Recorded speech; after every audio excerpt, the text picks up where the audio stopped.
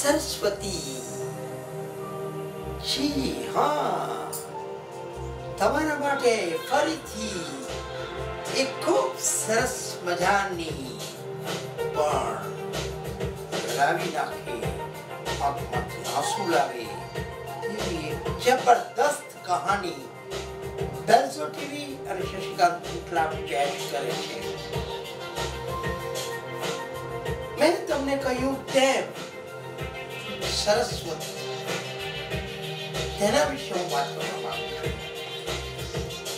વિચારો કે તમને ખૂબ તરસ લાગી હોય અને તમને કોઈ સરસ મજાનો ઠંડો પાણીનો ગ્લાસ આપે તો કેટલું સારું લાગે. અને તમે વરસાદમાં ભીંજાયા હો, થોડા ધ્રુજી રહ્યા હો અને ઘરની અંદર પ્રવેશો ને તમારા માટે ગરમા ગરમ ચાય અને પકોડા, તો જે આ સરસ્વતી આ બધા કામ માટે હંમેશા તૈયાર. તો આવો તમને સરસ્વતી વિશે કંઈક એવી વાત કહેવા માંગુ છું કે જે સાંભળ્યા પછી તેનો એવોર્ડ માત્ર 2 આંસુ છે. જો તમારી આંખમાં 2 આંસુ હોય તો જરૂર ટપકાવજો. એક દિવસની વાત છે. સરસ્વતી ઘરનું કામ પૂરું કરી અને પોતાના મા બાપને ખવડાવી પીવડાવી અને આડી પડી. તેવામાં કોઈએ દરવાજો ખખડાવ્યો અને સરસ્વતી દરવાજો ખોલ્યો. દરવાજા ખોલતાની સાથે જ તેના ગળામાં જોરદાર ભીંસ આવી. તે હજુ કશું વિચારે બોલે તે પહેલા કસાયોએ તેના હાથ જકડીને બાંધી દીધા. સરસ્વતીના મા બાપને તેની સામે આ કસાયોએ બેસી નાખ્યા. સરસ્વતી કશું ના કહે. સરસ્વતી બેહોશ થઈ ગઈ.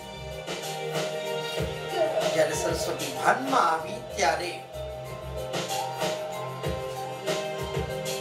સરસ્વતી બિલકુલ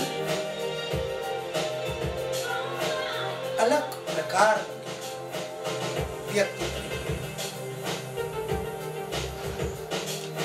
ખેર, એ વાતને દિવસો વીતી ગયા.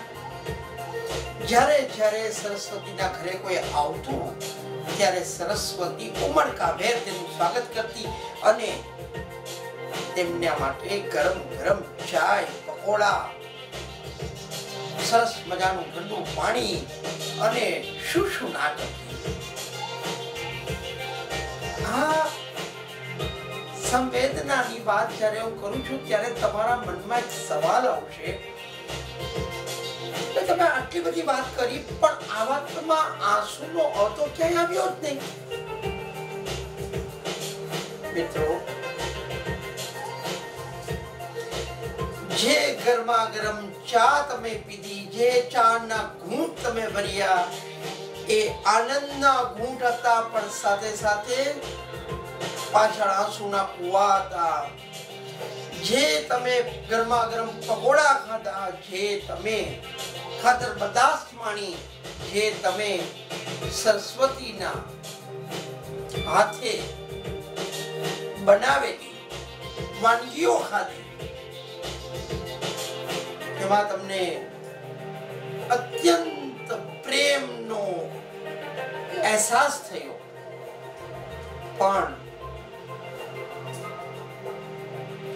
સરસ્વતીના બંને હાથ એ કસાયોના હુમલામાં પેરેલિસિસના કારણે નકામા બની ગયા હતા. સરસ્વતી અપંગ બની ગઈ હતી. સરસ્વતીના હાથ નહોતા.